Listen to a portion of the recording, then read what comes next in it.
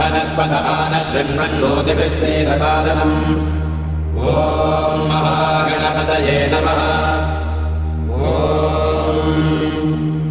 भद्रं कर्णेभिः शृणुयामदेवाः भद्रं पश्येमाक्षभिर्यजत्राः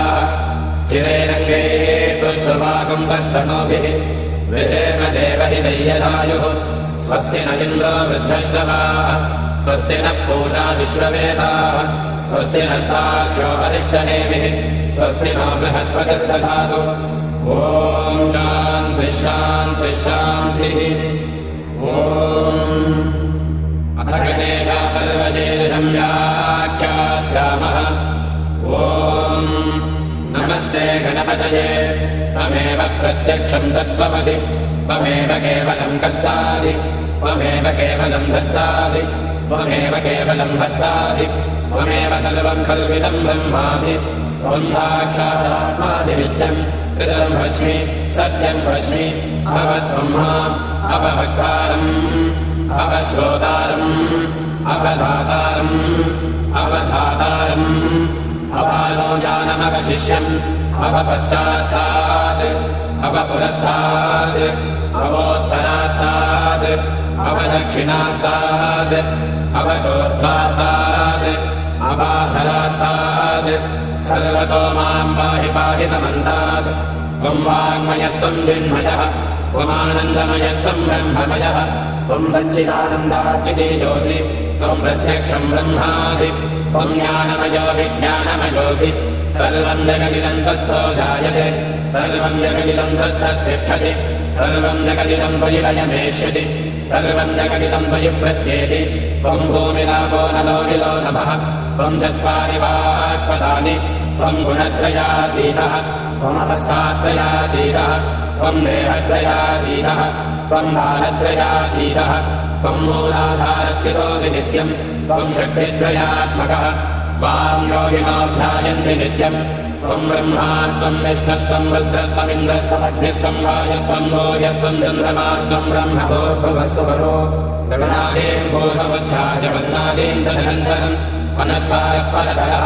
अर्धेन्दुरसितं कालेन रुद्धम् एतत्तव मनस्वरूपम् गकारः पूर्वरूपम् अकारो मध्यमरूपम् अनुस्वारश्चान्त्यरूपम् इन्दुरुद्धररूपम् नादः सन्धानम् सगुंहिला सन्धिः सैषा गणेशविद्या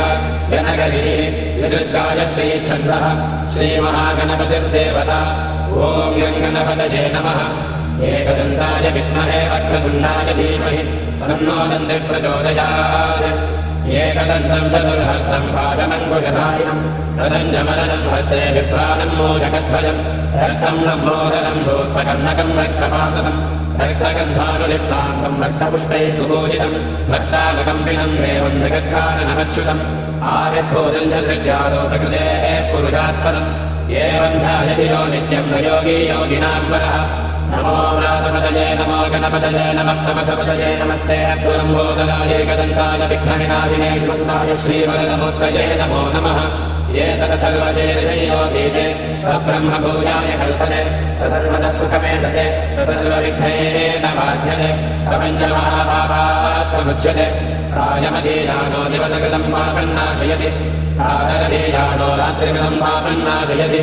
सायं प्रातः प्रयुञ्जानो पापो पापो भवति सर्वत्राधीयानो पविद्धो भवति धर्मार्थकाममोक्षं च विन्दति इदमधर्मशेषशिष्याय न देयं योगैर्मोहात् दास्यति स पापीयान् भवति सहस्रावर्तनाद्यं काममधीते दन्तमनेन साधयेत् अनेन गणपतिमभिषिञ्चति स वाग्मी भवति चतुर्थ्यामनश्नं जपति स विद्यावान् भवति इत्यसर्वनवाक्यम् ब्रह्माद्यापरणं विद्यात् अभिभेदिकता जनेति यो दूर्वाङ्गुरे विजति स वैश्रवणोपमो भवति यो राजे विजति स यशोवान् भवति स मेधावान् भवति यो मोदकसहस्रेण यजति समार्चितफलमवाप्नोति यस्याद्यस्तमिद्धर्यजति स सर्वं लभते स सर्वं लभते अष्टौ ब्राह्मणा सम्यग् ग्राहयित्वा सूर्यवर्चस्वे भवति सूर्यग्रहे महा महानद्यां प्रतिमासन्निधौ वा दत्त्वा सिद्धमङ्गो भवति महाविघ्नाः प्रमुच्यते महादोषाः प्रमुच्यते महापापाः प्रमुच्यते महाप्रत्यवायाः प्रमुच्यते स सर्वविद्भवति एवं वेद इत्युपनिषत् ॐ भद्रं कर्णेभिः शृणुयामदेवाः